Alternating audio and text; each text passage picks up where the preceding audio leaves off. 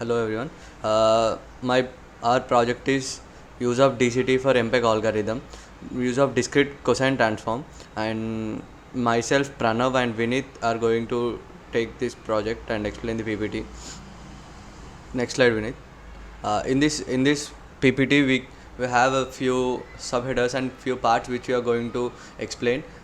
We are going to explain about the MPEG algorithm, block diagram of MPEG algorithm, and how is DCT used in MPEG algorithm, and the compression of DCT, compression of video using DCT, and the results and few examples that we used and compressed, and those have been displayed in the result section. Next slide, Vinith. The objective of this project is to use of DCT in MPEG algorithm for compression of video file. In MPEG algorithm, we use discrete cosine transform. So we are going to explain how it works and with the help of an example, and the compression of an input video signal in MATLAB. Next slide, Vinny. So the video compression takes place by reducing the total number of bits, and MPEG algorithm is one such algorithm. The full form of MPEG algorithm is Motion Picture Expert Group, which is used for encoding videos, movies, motion pictures and all. But the drawback of this MPEG algorithm is it is a lossy compression technique, which means that we are going to lose the data when we compress an audio file or video file with the help of MPEG algorithm. Um, but even though it has drawbacks, the lossy technique or the lossy compression works on the pixels which are not the main focus of the video. Suppose if you are compressing a video file in which some motion is happening, then the pixels which have the motion, they do not get compressed or they do not get decreased to the number of bits. The frames which the bits which are not in the motion, which are not in the frame focus, will get compressed. Their number of bits will be decreased, and the discrete cosine transform expresses a finite sequence of data points in terms of sum of cosine functions oscillating at different frequencies. And next slide, Vinith. So MPEG algorithm, it works in the same way as JPEG algorithm, but the advantage of MPEG algorithm is whatever the sequence of frames we are going to give it as an input, the exact sequence of frames will be produced on the output side also. So that is why MPEG is more priority than JPEG algorithm. And the compression technique of MPEG can give two type of output file extensions, namely MP3 and MP4. MP3 is for audio and MP4 is for video. Next slide, Vinith. So on this slide we can see the block diagram of MPEG algorithm, which has 4 steps, namely the data development, where whenever the data is provided to the algorithm, it converts the RGB values of the frame, each and every frame, into YCB and CR. And the next step is data processing, where the prediction of motion in every frame takes place and the application of DCT happens. Here we are going to convert the space domain of the input into the frequency domain, and in the next step quantization happens. Here the high frequency parts of the output of the DCT are scaled down or minimized, and in the last step, the entropy calculation, we are going to apply zigzag pattern to the output of the quantization process. The output that we get from the quantization process, we are going to apply zigzag pattern on it, and we are also going to apply Huffman coding on it, and this is used to calculate the efficiency of the output. Next step, Vinith. So in this slide we can see data preparation, data processing. This will be taken by my colleague Vinith. Please carry on, Vinith. Okay. Thank you. So now I'm going to elaborate each and every block. So the first step is data preparation. So what MPEG requires is input has to be in YCBCR format. So the first step is converting the frames of the video into from RGB format to YCBCR format. What MPEG actually does is it does not attenuates or it does not plays with the luminous part, but actually it processes the chromatic part. And for that purpose, the Y part or the luminous part is sampled or is converted into 16 by 16 blocks, and the chromatic part uh, is converted into 8 by 8 blocks, and this chromatic 8 by 8 block is what we call the macro block. Uh, the second process is data processing. So this is actually the block where the process actually begins. Uh, the very important step in this process is the application of DCT. So the first, the DCT is applied on it, and then according to the type of the frames are mainly divided in three types: I-type frame, uh, P-type, and B-type frames. So these are actually some predictions are done, and for this and as per this prediction, the quantization matrix for these frames also changes. And so there are basically three types of prediction: forward prediction, backward prediction, and bidirectional. So where do these predictions comes? Because it is different from JPEG, because in JPEG we are dealing with just one frame or just one picture, and in MPEG we are dealing with motion picture or with so many frames. So we have to set up the correlation between the neighboring frames so that we can get the direction of the motion in those frames. So that is done in this process. We will see in detail also. Just next slide, please. Yeah. So as I said, there are three main types of frames: I frame, P frame, and B frame. The I frame is one on which the process is carried out without looking or without relating it with the neighboring frames. Like it will be coded independently. The P frame is a forward prediction based frame. Like it is coded in accordance or in relation with its previous frame, and B frame, like opposite to P, it is coded in accordance with its next or the future frame. So all these frames are divided, and they are actually kept in such a way that for each frame and for its processing, we will get the useful data. Like uh, I is kept before B and after P, so that it can so that every frame can access its data for its process. Uh, so MPEG algorithm, these are further details of it. The GOP, as I explained, the uh, group of pictures or the group of frames indicates the two frames between two iframes, like I just said. Uh, if there are two different frames in between I, so they are adjusted in such a way that it gets data from its previous or its after frame.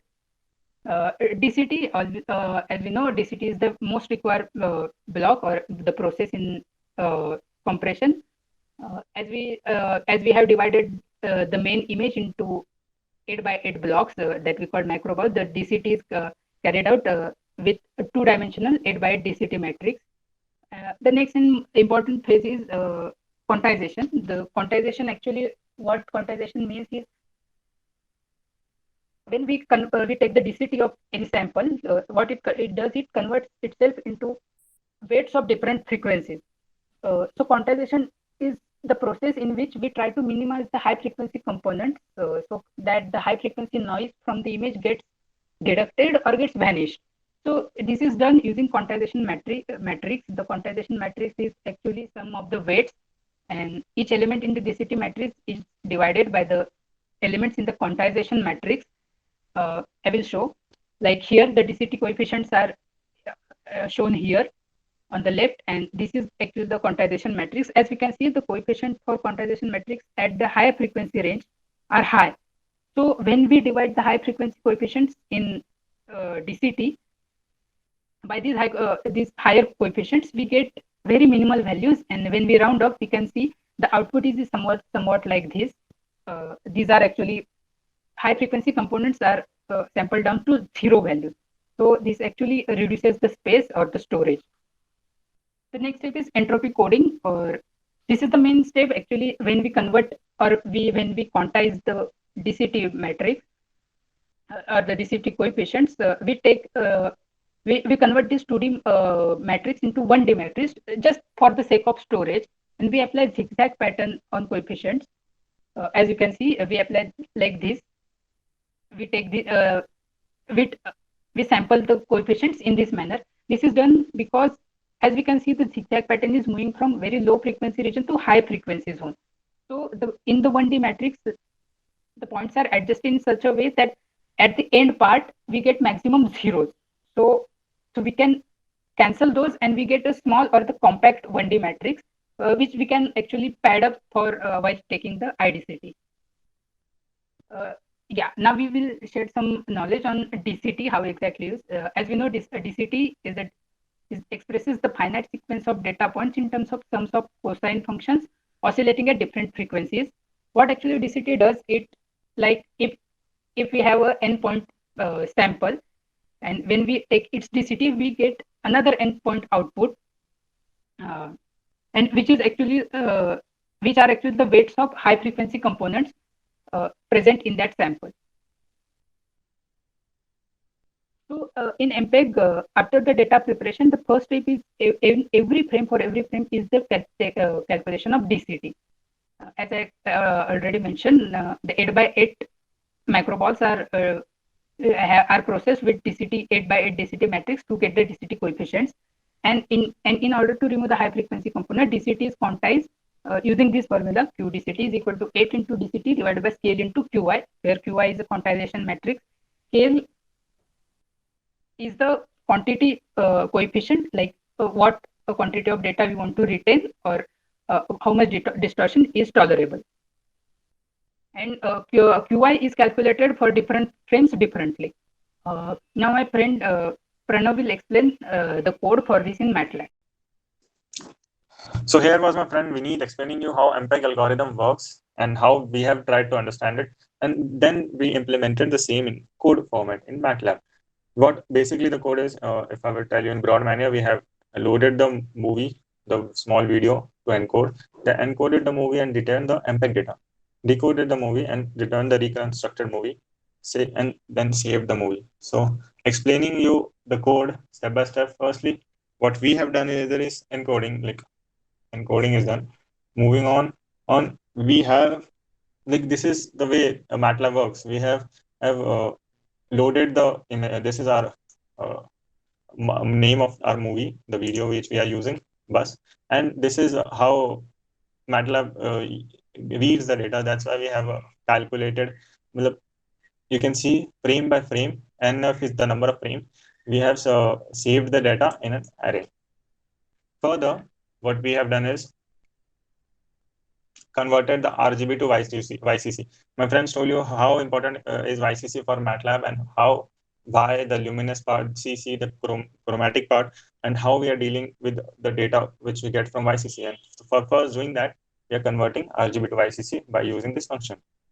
Further, what we have done here is the zigzag pattern. My friend Vineet explained you how the whole macro blocks ka ek part is studied through a zigzag pattern starting from left up to the right bottom. So this part x and y being the coordinate is how in a macro block left top to the right bottom, the function moves calculating the values of each component of a macro block. Further, this is the main part. You can say the ratio, the 4:1:0 ratio wala part. This is where what we are doing is luminous wala part. The y we are decreasing, we are keeping its value constant. We are not changing anything from it. But in case of chroma blocks, we are altering the value by multiplying it by 0.5 or dividing it with 4. So this is how we can say we are YCC making macro blocks is this only.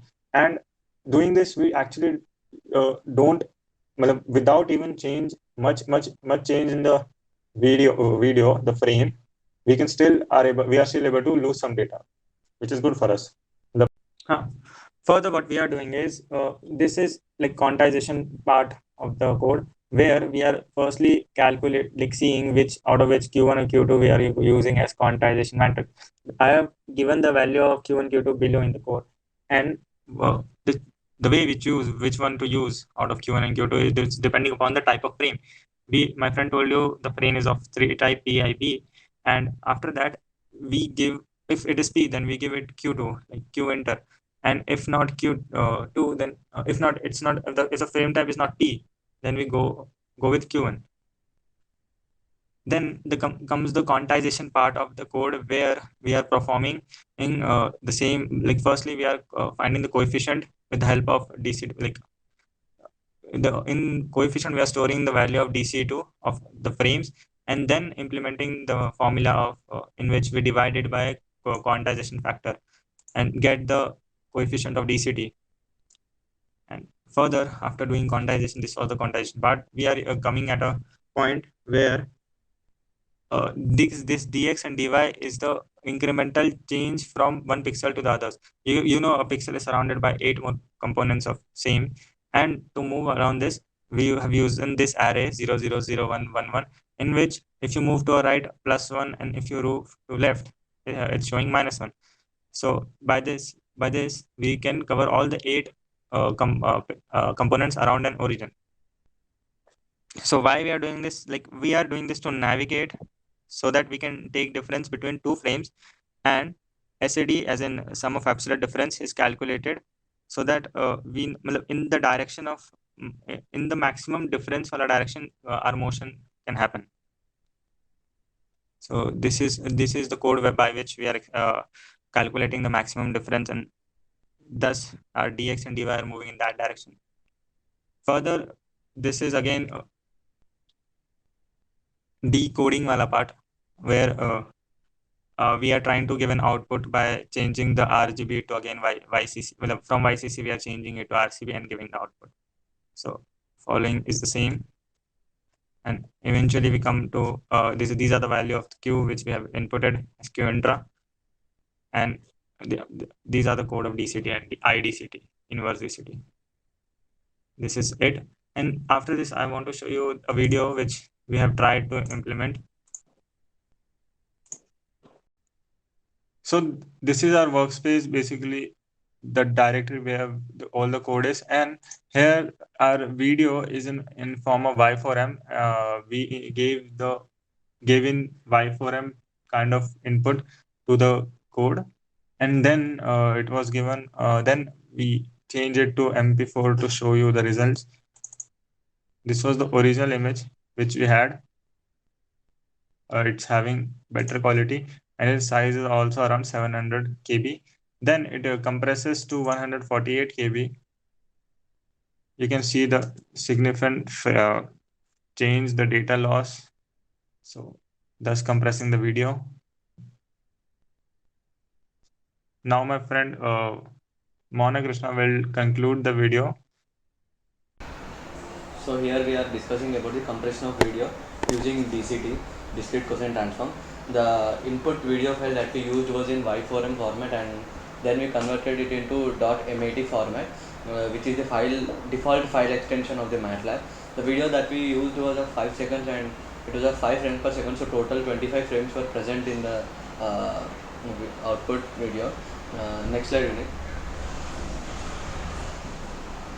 So here on the screen we can see the multiple frames, where the left hand side, the image that I am pointing out is the original, and the image that I am pointing out now is the compressed one. So there is a significant difference between the original and compressed file. In every frame we can see there is a lot of difference. There is a lot of losses in the bits or the data of the image. Next slide, Vinay. So I want to conclude our project by saying that MPEG compression algorithm was applied on test video and was validated. DCT, its quantization, was studied for MPEG algorithm. Input video and compressed video were compared on the basis of quality and size. Next slide, Vinay. So here are the references that we used for our project, and thanks a lot.